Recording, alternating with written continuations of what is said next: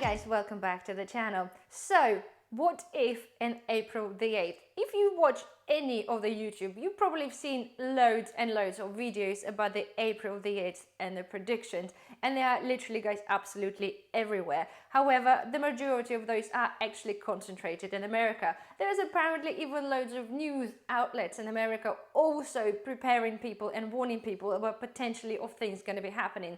Things like saying that the internet won't work and the card machines won't work, many other things they're saying just potentially because of the eclipse.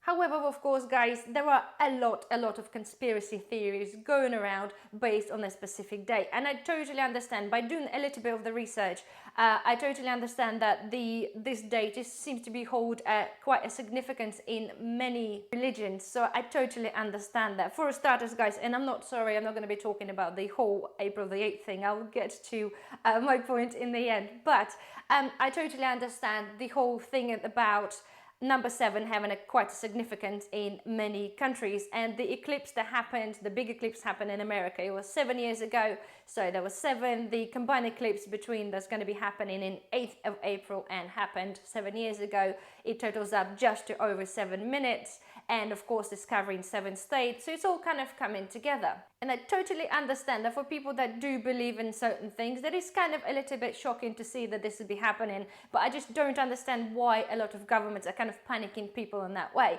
I watched a couple of videos generally on YouTube from American guys and the things that they've been told and what's actually happening in the US, and it's frankly is a little bit shocking. I totally understand, guys, this is one of those sort of rare events that is happening. I just can't figure out the whole idea of the panic that is kind of going floating about around that. So the idea, guys, after the 8th of April, there are predictions everywhere apparently that the whole Earth and the whole humanity, we're going to be really struggling, a bit more than we're struggling now. And it's predicted, guys, from anything to, again, to war, which we already know, to sort of civil unrest, to earthquakes, to more flooding, to potentially more disasters all over. But nobody can really sort of pinpoint exactly what's going to be happening. Generally, I don't believe in many things, and I certainly don't believe in coincidences. However, guys, this morning I received 2 text messages from my husband, and first of the text message was a screenshot of a news bearing in fact that we had, or Taiwan had an earthquake. And then he followed on with a screenshot that's been taken on 28th of March of somebody from one of other shorts videos or TikTok actually predicting a big earthquake on the 2nd of April. That was, however, was predicted in Yellowstone, but okay, yes, it wasn't the Yellowstone, but we all know, guys, if the Yellowstone goes, then we can wave goodbye to pretty much all our asses. However, guys, yeah, the whole fact is that the day was correct. The magnitude was not somewhat correct, but it's very close. And the time of the prediction, okay, it was only 4 hours apart.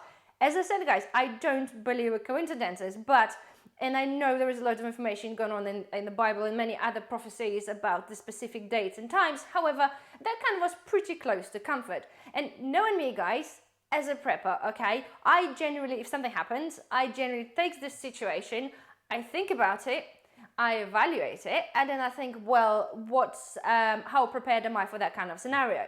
So, whole thing, guys, of we don't know what's going to be happening, absolutely not. And of course, if the world to end after the April the 8th, well, it'll end, I cannot prepare for that. However, when I seen the earthquake thing, it actually made me think, and it made me think really hard.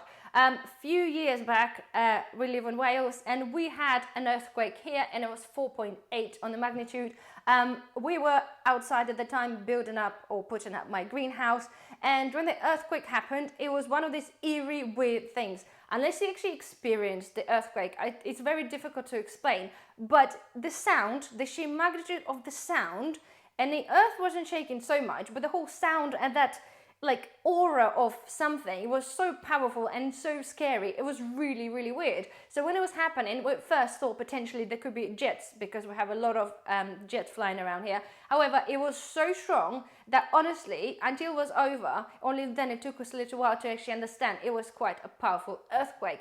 Yes, 4.8, guys, it's nothing comparing to what's happened currently in Taiwan. However, it still was pretty strong and pretty scary. So again, got me thinking, what if, and of course, when they show the earthquakes, they show collapsed buildings or damaged buildings. And of course, as a prep, I'm thinking like, okay then, how prepared are we for an earthquake? And I'm saying, guys, we have a bag, you have bags and things like this, they're lying around the food, a lot of things is ready to go.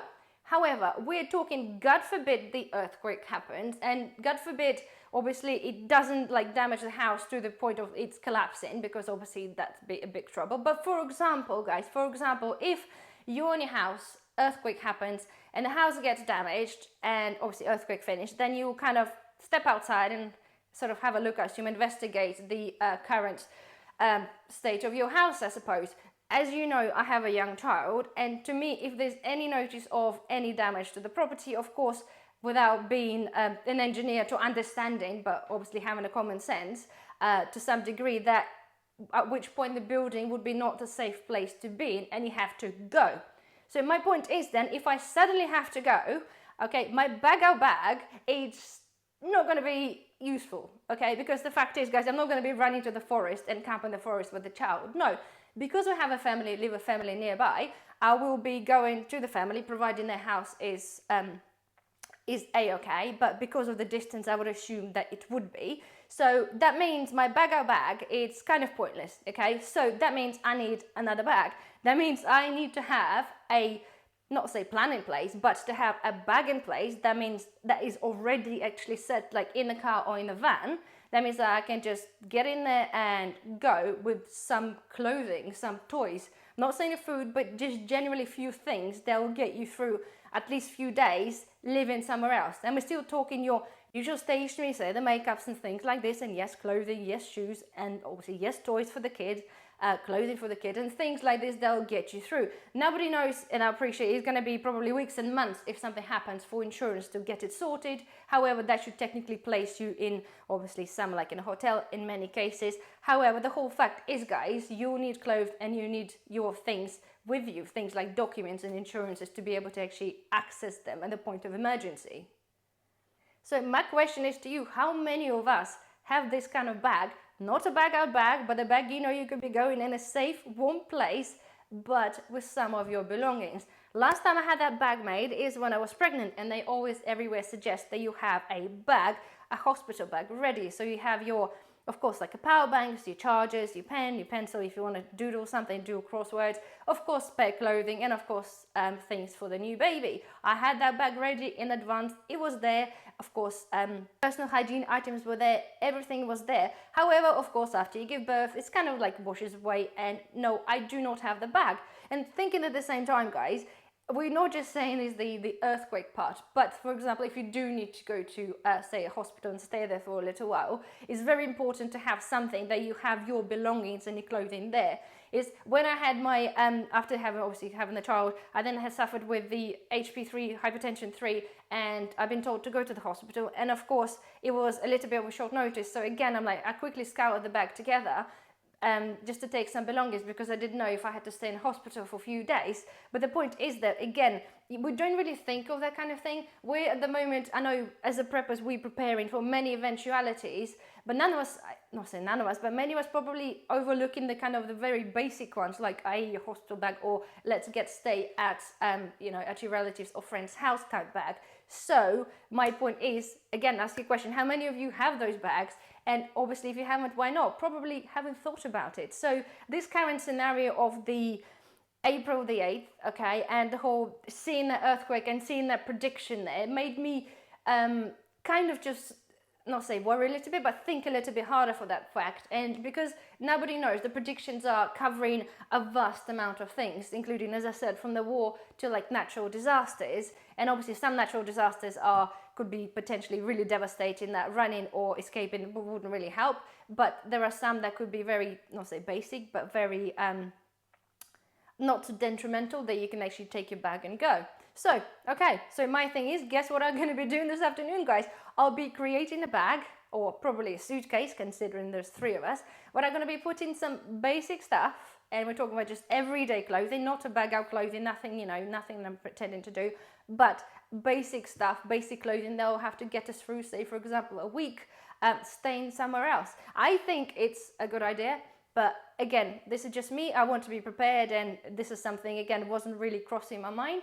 But anyway, and so another question, guys, please, I want you to comment below. How many of you think the whole situation that within the April the 8th, how much of it is really hyped up again? Because every time something happens, everything gets really, really hyped up in the media and of course on the YouTube as well. So again, if you're really believing in God or whatever religion that you are, I think a lot of it probably comes from that. But I want to hear from people that are potentially not so susceptible to belief, if that makes sense. Are you of the same sort of disposition, thinking, is it all a bit made up? Or are you teeny weeny bit worried that potentially things will be happening? And we ignoring the war part because we know war is already happening, okay? We're talking things a little bit more sinister than that. So anyway, guys, yes, I would love to hear your comments down below. Don't forget thumbs up, and I shall see you in the next video. Bye-bye.